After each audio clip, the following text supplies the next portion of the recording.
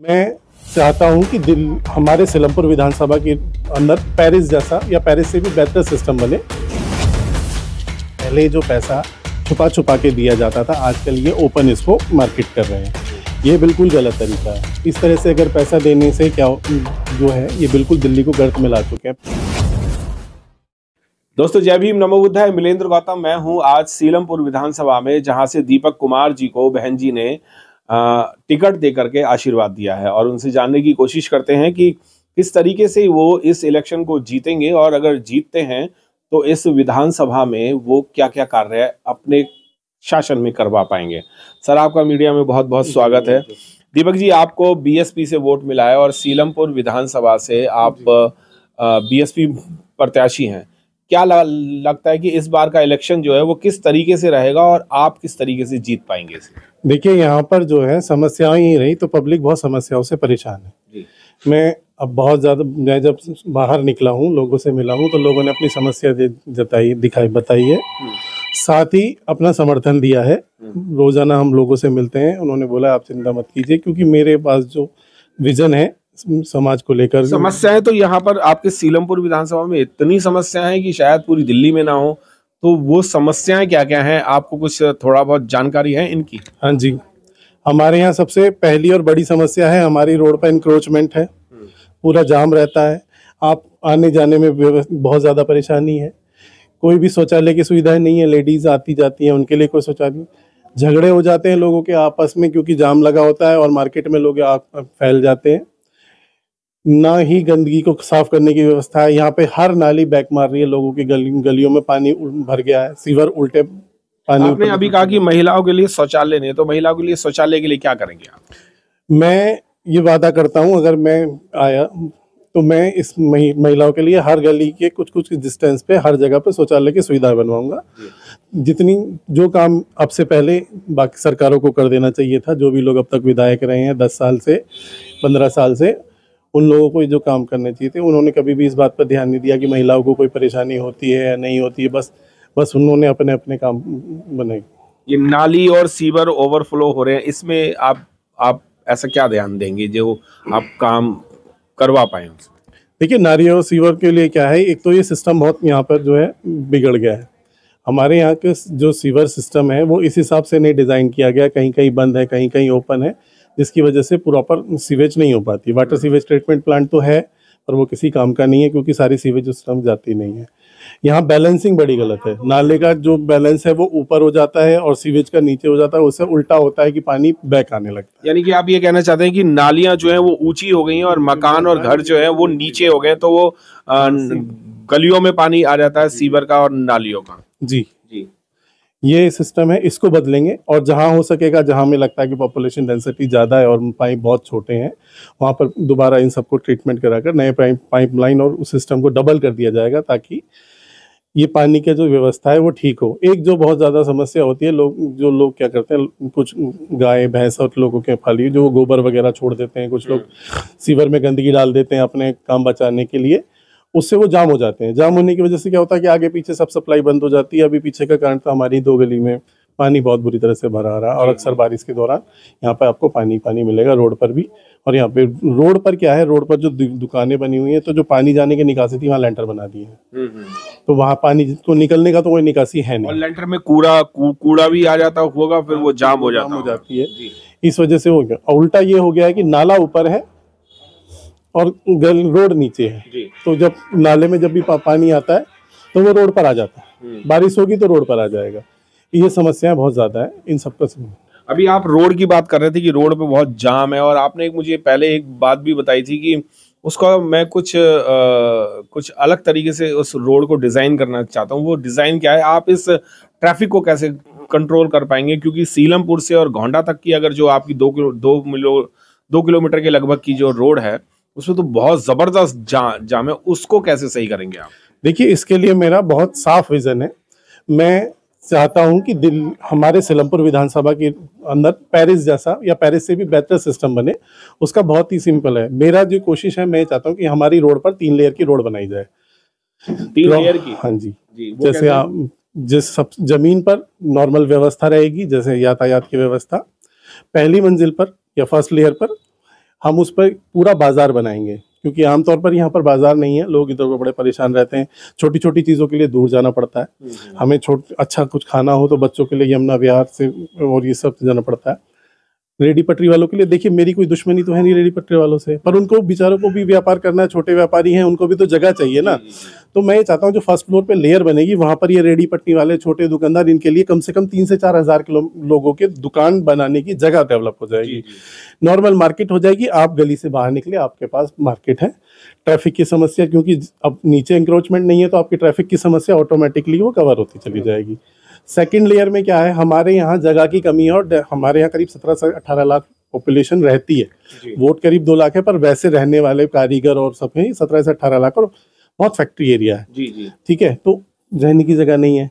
तो third layer पे हम क्या बनाएंगे, हम थर्ड लेयर पे बनाएंगे पार्क, बुजुर्गों के लिए पार्क, बच्चों के लिए पार्क, छोटे छोटे समुदाय भवन, छोटे छोटे पंचायत भवन, छोटे छोटे स्पोर्ट्स क्लब्स, ये सब बनेंगे। ये सब 2 किलोमीटर के दायरे की जो वो रोड रहेगी उसके अंदर पार्ट्स में बनेगा। जी, पूरा ऐसा रहेगा। ग्राउंड फ्लोर आपका चलेगा स्मूथली, उसको भी सिस्टमेटिकली, ऐसा नहीं है कि उसको बना के छोड़ दिया जाए, उसको सिस्टमेटिकली डिवाइड किया जाएगा। जहाँ जहाँ स्पीड ब्रेकर्स लगाए जा सकेंगे, कहीं कहीं जगह पर छोटी छोटी पार्किंग, क्योंकि रिक्शे वालों को रुकने के लिए भी जगह चाहिए। ऐसा तो है नहीं कि देखिए अच्छा नहीं लगता। पर रोड तो बहुत छोटा है, इसको क्या आप चौड़ा करेंगे रोड को? रोड तो पहले से 60 फुट से ज्यादा का रोड है, डिवाइडर बना हुआ है, पर अब इंक्रोचमेंट, अब 60 फुट की रोड पे आपका 40 फुट का इंक्रोचमेंट रहेगा तो जगह कहाँ बचेगी।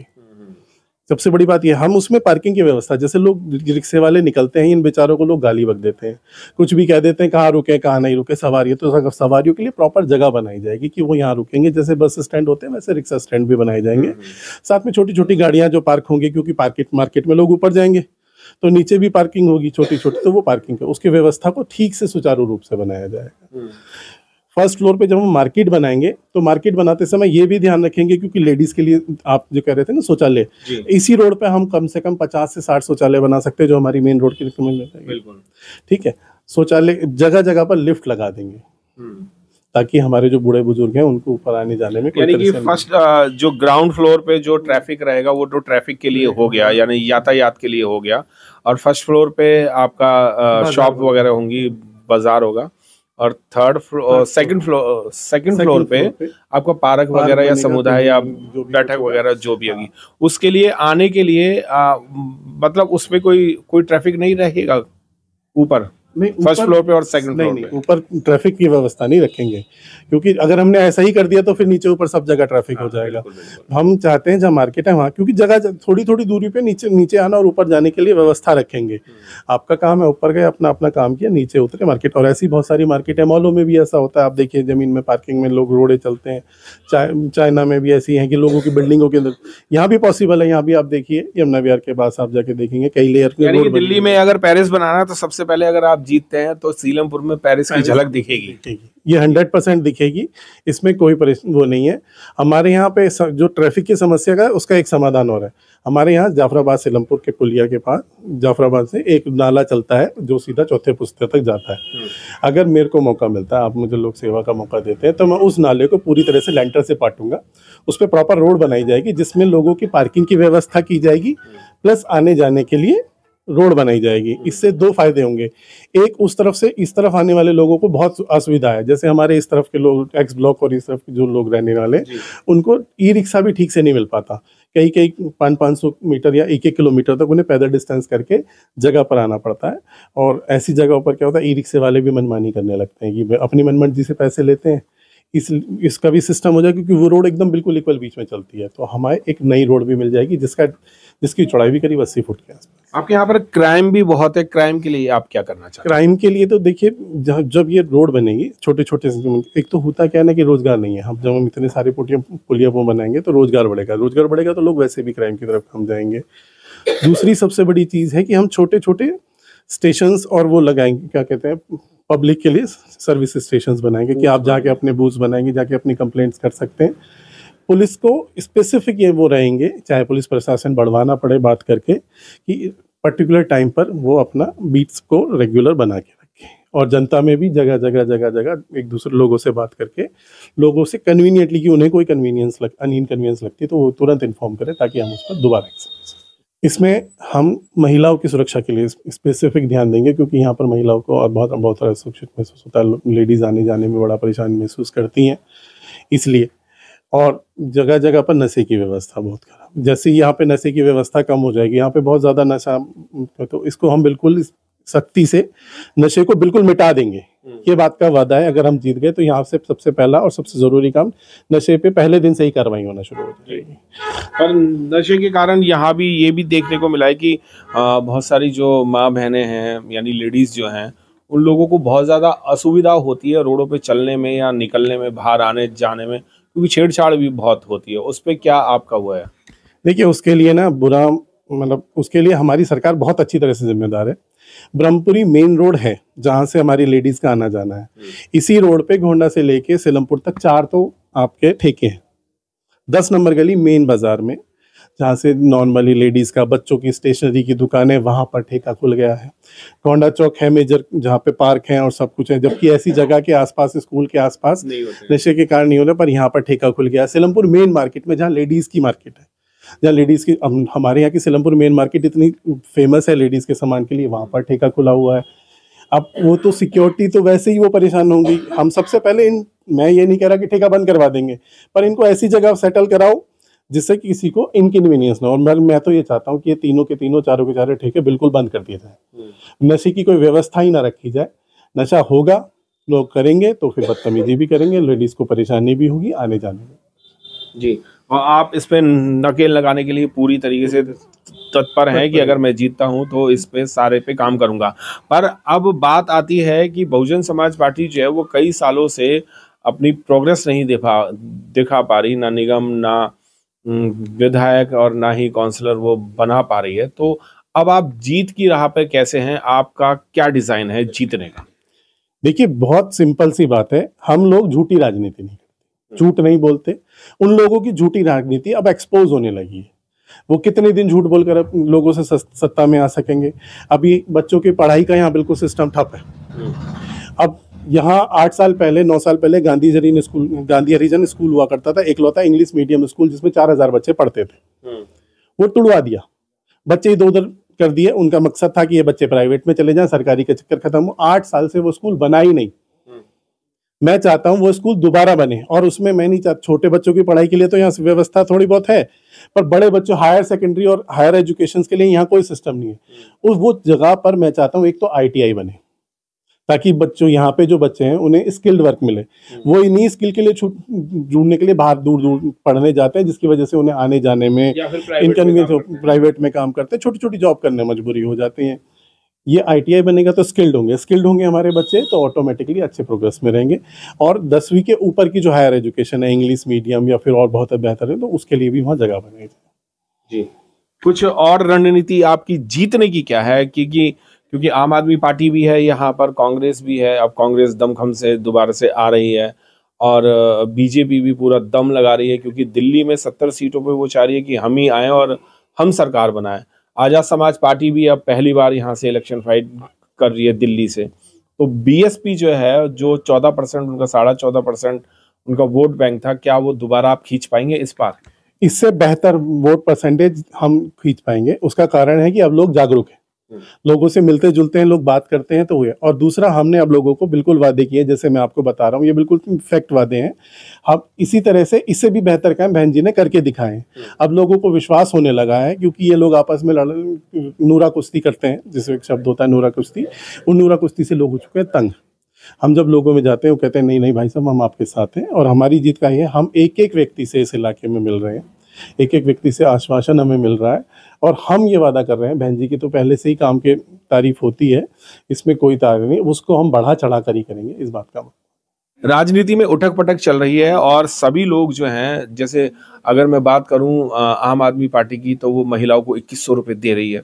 और अगर मैं बीजेपी की बात करूं तो वो 2500 रुपये, कांग्रेस भी 2500, और 18,000 रुपये पुजारियों को। इस तरीके से ये चीज़ें दे रही हैं, पर आपकी BSP क्यों नहीं दे रही? देखिए, ये सब झूठी राजनीति है, ये सिर्फ राजनीतिक स्टंट है इनका। ये कोई किसी को कुछ देने वाले नहीं है। पहले जो पैसा छुपा छुपा के दिया जाता था, आजकल ये ओपन इसको मार्केट कर रहे हैं। ये बिल्कुल गलत तरीका है। इस तरह से अगर पैसा देने से क्या जो है ये बिल्कुल दिल्ली को गर्त में ला चुके हैं। पहले ये कई स्टेट्स में आप देख चुके हैं, इनके बजट घाटे से घाटे में जाते जा रहे हैं, घाटे से घाटे में जाते जा रहे हैं। इस तरह से पैसा देने से क्या होता है, ये लोग चाहते हैं कि लोग अपना पैसे से मुंह बंद कर लें, कोई काम ना करें, हम किसी का कोई काम ना करें, किसी के तो बस के बात में। ये राजनीति अगर इसी तरह से बढ़ी तो मैं ये बिल्कुल लिख कर दे सकता हूँ कि दिल्ली अब भी धीरे धीरे गर्त में जा रही है और बहुत तेजी से इसके बाद गर्त में जाने वाली है। हम इस चीज़ को बिल्कुल स्टॉप करेंगे। हम लोगों को रोजगार की व्यवस्था करके देंगे, उनको सुदृढ़ता देंगे। हम झूठे कोई वादे नहीं करना चाहते, झूठी राजनीति नहीं करना चाहते। हम अपने विजन पर बिल्कुल क्लियर हैं, इसीलिए हम चाहते हैं कि बहन जी को सपोर्ट करें और बीएसपी को वोट दें। आप अपनी सीलमपुर विधानसभा में लोगों से क्या अपील करना चाहेंगे कि वो आपको वोट क्यों दें? मैं सीलमपुर की जनता से ये वादा करना चाहता हूं, मैं आपको साफ सफाई का वादा करना चाहता हूं, मैं आपको रोड की जो व्यवस्था बिगड़ी है उसको खत्म करना चाहता हूं, मैं आपको पार्क दूंगा, 20 पार्क तो कम से कम मैं बना के दूंगा, मैं आपको तालाब बना के दूंगा, वाटर सीवेज सिस्टम बना के दूंगा, रेन वाटर हार्वेस्टिंग का सिस्टम बना के दूंगा, मैं आपको पूरा बाजार का व्यवस्था बना के दूंगा, जिससे कुछ भी नहीं तो 10 से 20 हज़ार लोगों के लिए नया रोजगार पैदा होगा। मैं बुजुर्गों के लिए, माताओं के, बहनों के लिए सुरक्षा का व्यवस्था का प्रावधान करूंगा। एयर पॉल्यूशन के लिए जो भी सिस्टम हम अपने इलाके में बना सकेंगे उसको ठीक करने की, दुरुस्त करने की कोशिश करेंगे। हमारे यहाँ भाई बहन रोज सीवर ऊपर नीचे हो जाते हैं, लोग नहीं चल पाते हैं, रह पाते हैं, बच्चे हमारे बीमार हो जाते हैं, मच्छर पैदा होते हैं। इन सब चीज़ों से छुटकारा दिलाऊंगा। अगर आपने मुझे मौका दिया तो मैं ब्रह्मपुरी और सीलमपुर की पूरी जनता को गंदगी से निजात दिलाऊंगा। महिलाओं की सुरक्षा के साथ साथ उनकी स्वच्छता का ध्यान रखेंगे। जगह जगह टॉयलेट्स बनाए जाएंगे, स्कूल बनाए जाएंगे, नए नए स्कूल बनाए जाएंगे, नई व्यवस्थाएं की जाएंगी, हॉस्पिटल बनाया जाएगा, नशा मुक्ति की व्यवस्था की जाएंगी। इलाके की सब जनता के लिए शिक्षा, स्वास्थ्य, रोजगार पर और जोर दिया जाएगा। बहुजन समाज पार्टी को वोट दें और मुझे दीपक कुमार को विजयी बनाएं। अगर आप मुझे विजयी बनाते हैं तो मैं आपकी सारी समस्याओं का समाधान करूंगा और क्षेत्र में विकास लाऊंगा। दोस्तों, ये थे दीपक कुमार जी जो सीलमपुर विधानसभा से हैं और इन्होंने जो वादे किए हैं आपने अभी देखा कि इन्होंने बहुत ही बढ़िया तरीके का एक डिज़ाइन भी बनाया है जो कि 3 लेयर का डिज़ाइन है, जिसमें कि नीचे रोड रहेगी, फर्स्ट फ्लोर पे मार्केट रहेगी और सेकंड फ्लोर पे पार्क, गार्डन, मतलब स्कूल, बच्चों के खेलने के लिए या बुजुर्गों के टहलने के लिए और स्वच्छ वातावरण के लिए रहेगा। और इन्होंने ये भी बताया कि नदियाँ जो हैं वो नालियाँ जो हैं वो रोडों पे आ गई हैं, सीवर जो हैं वो घरों में आ गए हैं, उनका भी इंतज़ाम किया जाएगा। बुजुर्गों का और महिलाओं का स्वास्थ्य का और सुरक्षा का भी इनका ध्यान के लिए बहुत ज़्यादा वो है। शराब, लोग नशा बहुत करते हैं, उसकी मुक्ति का भी ये काम करवाएंगे। टोटल जो है, अगर आप इन्हें बहुजन समाज पार्टी से जिता करके यहाँ पर लाते हैं सीलमपुर विधानसभा में, अगर दीपक कुमार जी को अगर आप जिताते हैं तो पेरिस, लंदन या दुबई की तरह या चाइना, जापान की तरह आपका ये 2 किलोमीटर का जो दायरा है ये पूरा हो सकता है। दीपक कुमार जी हैं, ये अपील करते हैं कि ये बहुजन समाज पार्टी को वोट दें, हाथी का निशान है इनका, और इनको विजयी बनाते हैं तो आप खुद भी इस क्षेत्र के विधायक बनेंगे। जय भीम, नमो बुद्धाय। मिलेंद्र गौतम, सीलमपुर विधानसभा से।